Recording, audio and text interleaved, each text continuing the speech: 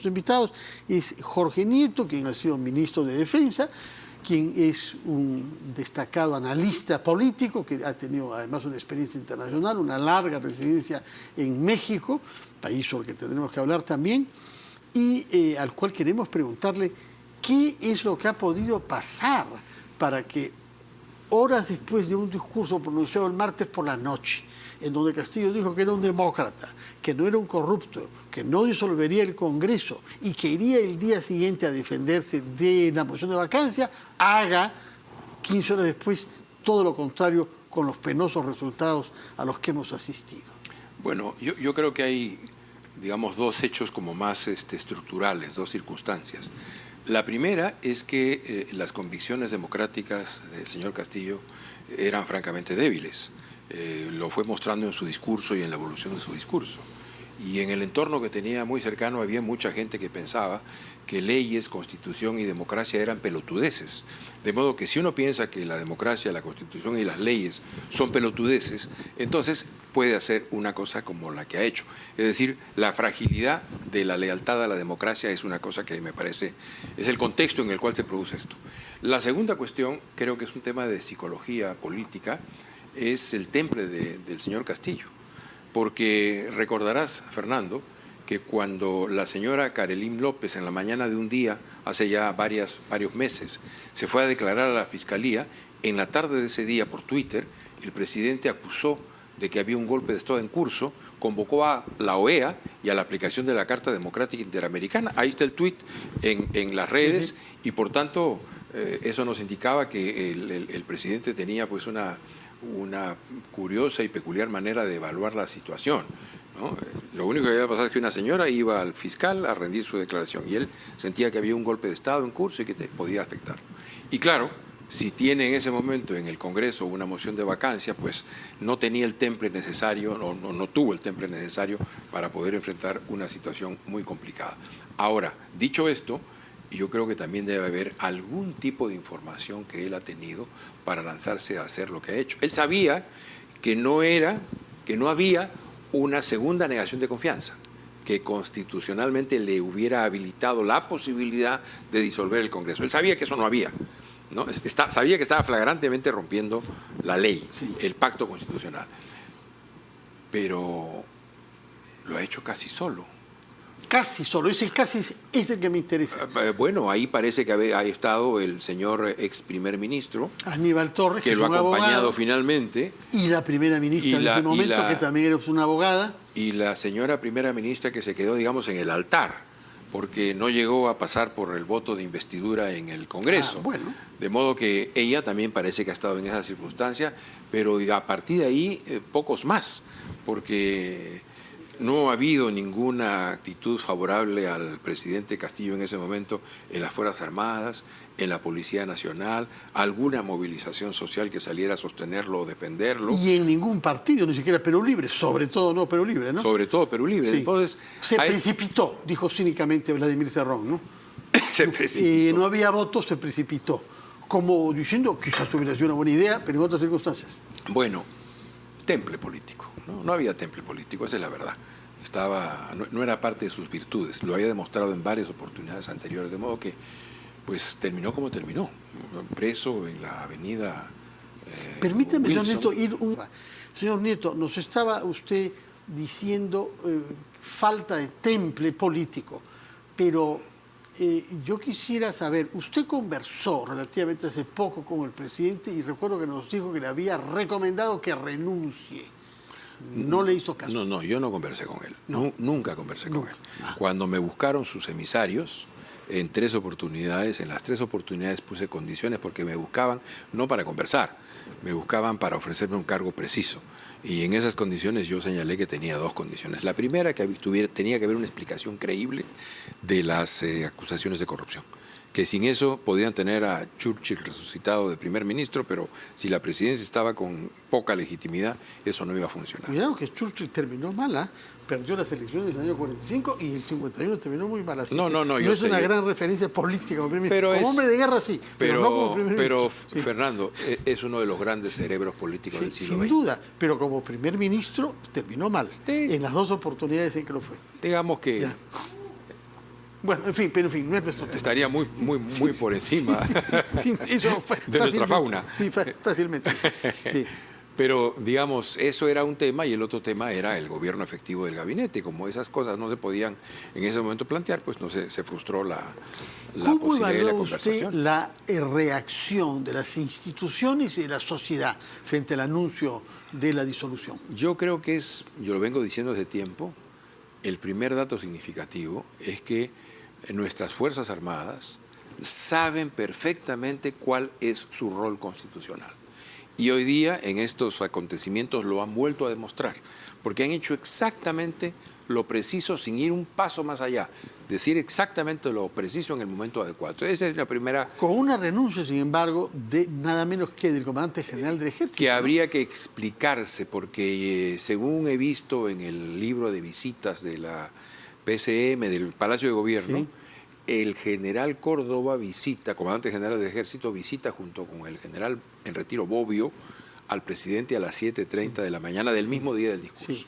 Y luego de eso se produce su renuncia, sí, y luego de eso se produce la denuncia que hace la esposa del general en sí, Twitter, sí, y finalmente ocurren los hechos que hemos visto. De modo que algo ha pasado allí, sí, algo ha ocurrido, sí, alguna cosa no terminó de cuajar, no lo sabremos. Ahora, Pedro Castillo indudablemente venía buscando articularse con movimientos sociales, invitó muchísimo al Palacio de Gobierno, viajó mucho a regiones y creyó que él podía apoyarse en lo que llamaba el pueblo. En el principio eran sobre todo ronderos, pero después fueron muchas otras asociaciones, federaciones de mujeres, que no hemos visto hablar más.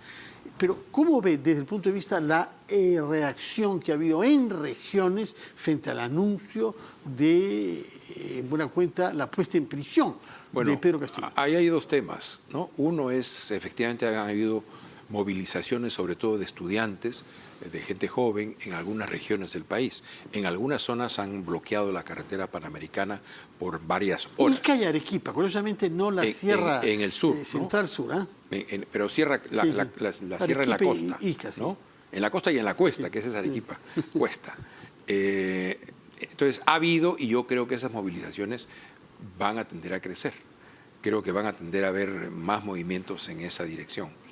Y la segunda cuestión es que es verdad que el presidente tenía esta voluntad de reunirse con liderazgos sociales y que ahora en muchos de ellos hay un sentimiento de frustración muy grande. Yo he visto reacciones a través de las redes de mujeres campesinas en la zona de Puno, en la zona de Arequipa, en el Callejón, en el Cusco mismo, y la verdad que hay mucho dolor. O sea, ellos apostaron mucho. Pero ahí está para eso Dina Boluarte, que fue elegida en la misma forma el último día. Señor Neto, ¿qué podemos pensar como balance del señor Sánchez, que al fin y al cabo era el presidente de un partido de izquierda, el que había fundado en su momento Jude Simon, el único en esa calidad que estaba en este gabinete? Él y otros sectores que han hecho de, por ejemplo, las demandas de las mujeres parte de su trayectoria personal, o la defensa de la calidad educativa también fue parte de su trayectoria personal, o la lucha contra la corrupción, que también fue parte de su trayectoria personal. Todo eso feneció con el cargo. Y ahora los veo a él y a otros exministros hablando y tomando distancia de un modo que es realmente... súbito y sin asomo de autocrítica, ¿no? Harían bien los ministros del señor Castillo, ministros y ministras, en leer un viejo poema de un poeta griego, Cavafis, que se llama Los dioses abandonan a Antonio. Antonio es el jefe de la ciudad, ha perdido, tiene una derrota política, y en el poema Cavafis le dice finalmente lo que seguramente alguna vez nos dijeron de niños: pórtate como un hombrecito, asimila tu derrota y prepara, síguete portando. Pero lo que eso significó en la obra de Cavafis y en la vida de Marco Antonio era suicidarse, ¿eh? No estamos en ese plan, creo, ¿no? No, pero en ese caso lo que él le dice es: tú fuiste jefe de esta ciudad, sigue siéndolo en la derrota. Y no estas cosas, estos escarceos un poco desagradables, que es mejor ni siquiera verlos. ¿Qué margen de acción tiene Dina Boluarte? ¿Qué debe hacer para durar por lo menos el tiempo necesario de encabezar una transición hacia algo consolidado? Mire, yo he dicho cosas que no gustan ni en el Congreso ni en, creo, el Ejecutivo. Pero Lo mejor hubiera sido que se planteara un horizonte muy claro de elecciones generales adelantadas. Esta idea en el Congreso no gusta. Bueno, Pero hay quienes la defienden, e incluso la bancada de Fuerza Popular, que fue reticente, se alineó con lo que dijo Keiko Fujimori en un momento dado, ¿por qué ¿no? es esto importante? Porque la hondura y la profundidad de la crisis merecen otra naturaleza de salida. No estamos ante la transición normal de un gobierno a otro. Estamos propiamente, aunque jurídicamente no sea así, estamos ante un gobierno de transición. Y creo que le haría bien a la presidenta y a su gobierno vivirse así y darse el margen para tener un año limpio en la cual puedan asumir tareas muy puntuales. Un año, 12 meses. Yo creo que eso es factible, que todo el 2023 va a ser muy complejo y muy complicado. ¿Qué es lo que hay que cambiar entre tanto para que no nos expongamos a una elección que nos lleva a lo mismo? Se necesitan 3 o 4 reformas en materia político-electoral. A ver, ¿cuáles son esas 3 o 4? Por ejemplo, que no haya la posibilidad de que gente condenada participe. Lo vemos en el Congreso actual. Hay muchos personajes que están cuestionados en el Poder Judicial, que tienen sanciones, algunos que han huido o algunos que han cometido delitos en el propio Congreso, como el violador aquel al cual censuraron por beber alcohol en el Congreso y no por haber violado a una mujer. De modo que este es un tema fundamental. Creo que debería abrirse más el proceso electoral. Somos el país que más regulaciones pide en la región y creo que en el mundo para que un partido político se inscriba. De modo que creo que eso habría que relajarlo un poquito y por lo menos hacer que los requisitos que se piden a las nuevas formaciones políticas sean las que cumplen los partidos que están en este momento en el Congreso, muchos de los cuales no llegan ni a tener la mitad de los militantes que pide la ley, ni a tener la 4ª parte de los comités provinciales que pide la ley. El problema que tenemos es la necesidad de que haya nuevas ofertas políticas en el escenario. Ya, 2 reformas entonces, que no postulen condenados y aligerar el régimen de los partidos que quieren inscribirse. Yo creo que eso es fundamental. Y luego razonar, reflexionar muy bien todo el paquete de medidas que se han dado con los partidos políticos. Reelección. Bueno, yo soy partidario de la reelección. 2 cámaras. Yo soy partidario de las 2 cámaras. Que no haya voto obligatorio. Pero tiene que yo sí creo en el voto Ya. obligatorio. Pero creo que se tiene que hacer esto en concordancia con la población, porque no nos podemos olvidar que la población votó en contra, mayoritariamente, abrumadoramente en contra. Bueno, pero se puede hacer otro referendo, pues, ¿no? Exactamente. Sí. Mi condición es esa, que hay una aprobación en el Congreso de 66 votos y que luego vaya a referéndum. Y se puede hacer rápidamente. Y que vayamos a convencer a la población de que esas son medidas que van a ser razonablemente favorables para la vida política peruana. Antes de que nos vence el tiempo, ¿qué perfil debe tener un primer ministro en las circunstancias actuales para durar, si se puede, el año que usted está recomendando que tenga Dina Boluarte? Yo creo que lo primero es la visión y la tarea. ¿Qué es lo que va a hacer ese gobierno? ¿Qué es lo que se propone hacer? Si se cree que el gobierno y el Congreso van a llegar hasta el año 2026...